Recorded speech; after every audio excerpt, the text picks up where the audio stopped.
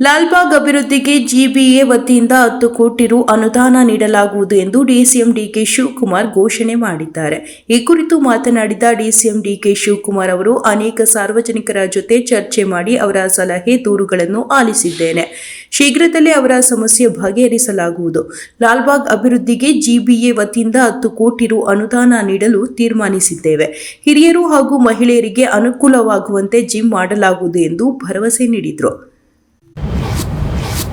ಅಕ್ರಮ ಹಣ ವರ್ಗಾವಣೆ ಪ್ರಕರಣದಲ್ಲಿ ರಿಲಯನ್ಸ್ ಗ್ರೂಪ್ ಅಧ್ಯಕ್ಷ ಅನಿಲ್ ಅಂಬಾನಿ ಅವರ ಸಹಾಯಕ ಮತ್ತು ರಿಲಯನ್ಸ್ ಪವರ್ ಲಿಮಿಟೆಡ್ನ ಹಿರಿಯ ಅಧಿಕಾರಿ ಅಶೋಕ್ ಕುಮಾರ್ ಪಾಲ್ ಅವರನ್ನು ಬಂಧಿಸಲಾಗಿದೆ.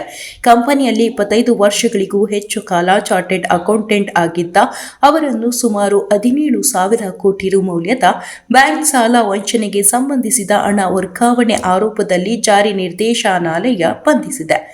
ಮನಿ ಲಾಂಡರಿಂಗ್ ತಡೆ ಕಾಯ್ದೆ ನಿಬಂಧನೆಗಳ ಅಡಿಯಲ್ಲಿ ಅವರ ವಿರುದ್ಧ ದೂರು ದಾಖಲಾಗಿದೆ. ಚಾಮುಂಡಿ ಬೆಟ್ಟದ ದೇಗುಲಕ್ಕೆ ವಸ್ತ್ರ ಸಂಹಿತೆ ಜಾರಿ ಮಾಡಲು ಮೈಸೂರು ನಗರದಲ್ಲಿ ಪೋಸ್ಟ್ ಕಾರ್ಡ್ ಅಭಿಯಾನ ನಡೆಯಿತು.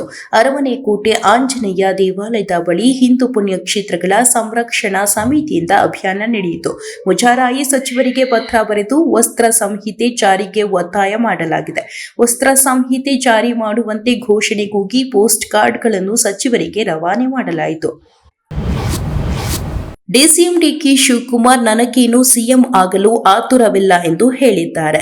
ಬಹಿರಂಗ ಹೇಳಿಕೆಗಳನ್ನು ನೀಡದಂತೆ ಈಗಾಗಲೇ ನೋಟಿಸ್ ನೀಡಿದ್ರೂ ಕಾಂಗ್ರೆಸ್ ಶಾಸಕ ಇಕ್ಬಾಲ್ ಹುಸೇನ್ ಪದೇ ಪದೇ ಹೇಳಿಕೆ ಕೊಡುತ್ತಿದ್ದಾರೆ. ಡಿಕೆ ಶಿವಕುಮಾರ್ ಮುಖ್ಯಮಂತ್ರಿಯಾಗಲಿದ್ದಾರೆ ಎಂದು ಹೇಳುತ್ತಲೇ ಇದ್ದಾರೆ. ಇದೆಲ್ಲವೂ ನವೆಂಬರ್ ಕ್ರಾಂತಿಯ ಸಂಕೇತ. ಗ್ರಹಣ ಕಾಲದಲ್ಲಿ ಕತ್ತಲಾದಂತೆ ಸಿದ್ದರಾಮಯ್ಯ ಪಾಲಿಗೆ ಕತ್ತಲು, ಡಿಕೆ ಶಿವಕುಮಾರ್ ಪಾಲಿಗೆ ಬೆಳಕು ಶುರುವಾಗಿದೆ. ಬೆಂಬಲಿಗರ ಹೇಳಿಕೆ ಹಿಂದೆ 100% ಡಿಸಿಎಂ ಡಿಕೆ ಶಿವಕುಮಾರ್ ಇದ್ದಾರೆ ಎಂದು ಹೇಳಿದ್ರು.